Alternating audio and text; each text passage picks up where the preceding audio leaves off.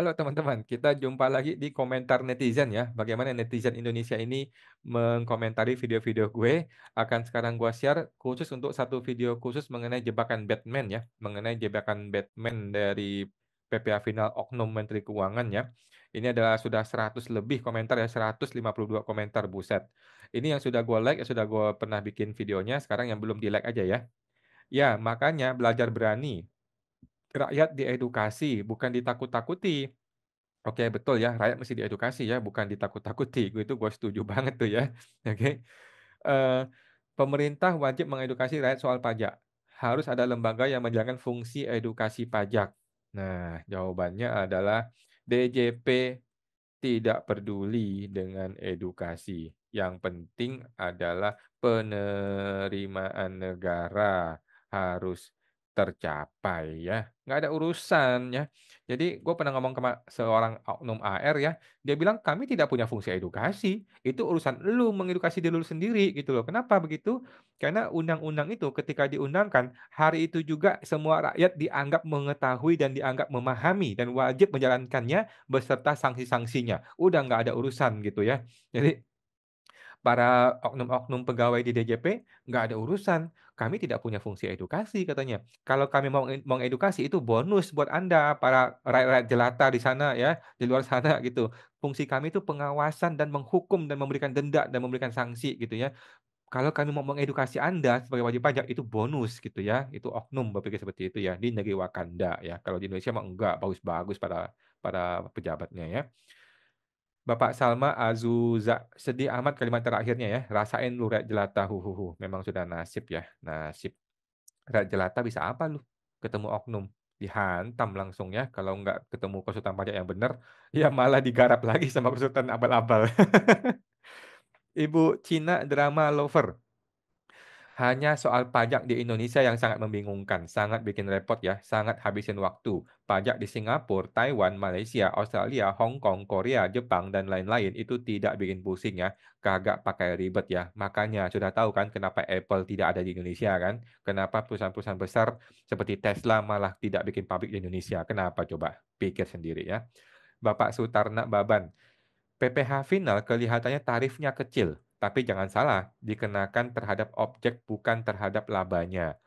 Maksudnya kepada omset ya, ini tidak disadari pengusaha bahwa sesungguhnya nilai pajak menjadi besar karena belum tentu mereka untung. Ini betul ya, setuju ya, tetapi idenya Ibu Sri Mulyani dengan menggunakan pembukuan itu adalah ide yang sangat-sangat buruk ya, karena UMKM tidak bisa pembukuan ya. Ini betul ya, ini betul.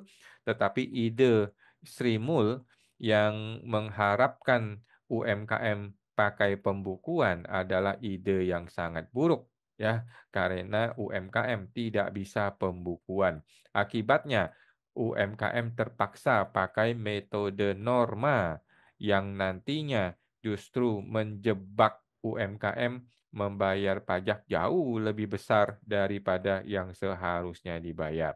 Lingkaran setan ini namanya ya, lingkaran setan. Oke.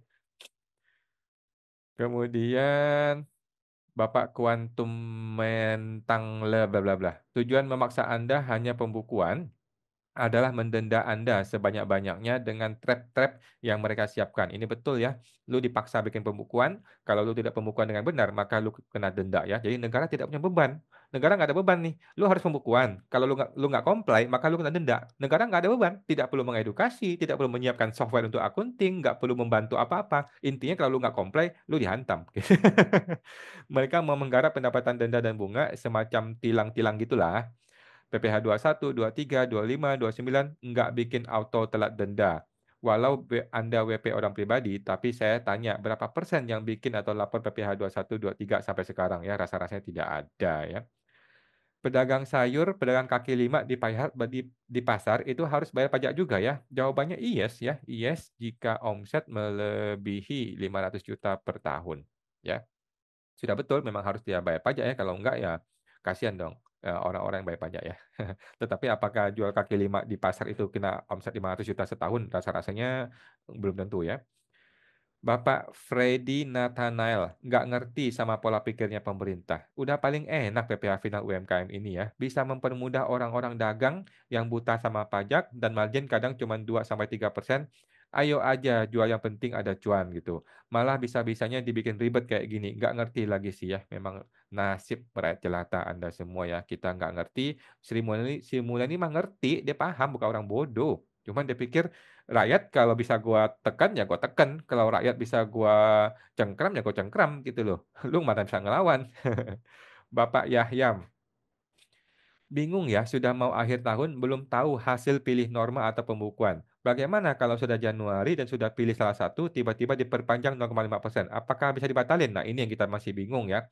Tetapi gue yakin teman-teman ya, akan diperpanjang dan diperpanjangnya di Desember. Tidak akan nunggu Januari ya. Jadi aturan terbaru itu pasti akan di Desember. Pasti ya, tidak mungkin nunggu Januari. Nah, ini yang jadi dilema katanya siapa orang nih ya. Satu lagi, Koko ini bilang ganti pakai MPP, istri bisa dapat 7 tahun lagi. Tapi saya tanya ke AR, dia bilang tidak bisa karena suami istri dianggap sebagai satu kesatuan. Salah AR-nya ya. Satu kesatuan itu dalam rangka menghitung omset UMKM. 0,5%-nya dalam rangka menghitung total 4,8 M. Tapi tidak dalam rangka menentukan 7 tahunnya itu bisa apa nggak bisa ya. Kecuali ada perjanjian pisah harta sedari awal pernikahan. Nggak ada urusan ya, ada PH maupun tidak ada PH. eh, Kan gini, di pajak itu ada PH ataupun tidak ada PH, tetap saja harus satu kesatuan, gitu kan? Kalau argumen tadi dia mengatakan satu kesatuan, maka PH ataupun bukan PH itu nggak ada urusan sama saja. Tetapi yang benar adalah kalau istri bikin NPWP, maka dia tetap bisa 7 tahun karena yang di PP 55 disebutkan sejak dia mulai bikin NPWP, gitu loh, dan tidak bisa dihubung-hubungkan dengan suami istrinya, nggak bisa. Gitu. Coba aja nanti dites ya, tetapi tidak perlu dilakukan karena sudah pasti akan diperpanjang PPh final, teman-teman ya. Dan sepertinya tidak bisa mundur balik lagi jadi bisnis perorangan jika belum selesai mengurus penutupan CV di kemudian hari. Oke. Kemudian ini maksudnya gimana, Kak? Oke. Jadi teman-teman ya buat saya reply aja Pak Yahya ya. eh Nggak usah khawatir karena sudah pasti akan diperpanjang ya. Kita tunggu tanggal mainnya dari pahlawan UMKM ya, Pak Menteri UMKM Pak Maman Abdurrahman. Oke, kita tunggu aja ya. Sudah pasti diperpanjang. Tinggal nanti teknisnya bagaimana akan dibantu diatur ya. Oke. Bapak Yasir Balbeit. Berarti sudah fix ya, tidak ada harapan PPh final diperpanjang meskipun tarif dinaikkan kembali ke 1%, kandas petisinya. Jangan, jangan ya, jangan putus harapan. Justru terbalik. Sekarang kita optimis pasti akan diperpanjang ya, diperpanjang. Tunggu tanggal mainnya dari Menteri UMKM Pak Dadan ya.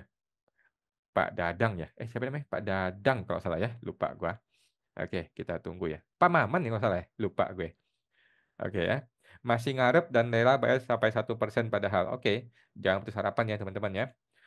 Pokoknya sebelum 31 Desember kita masih ada harapan.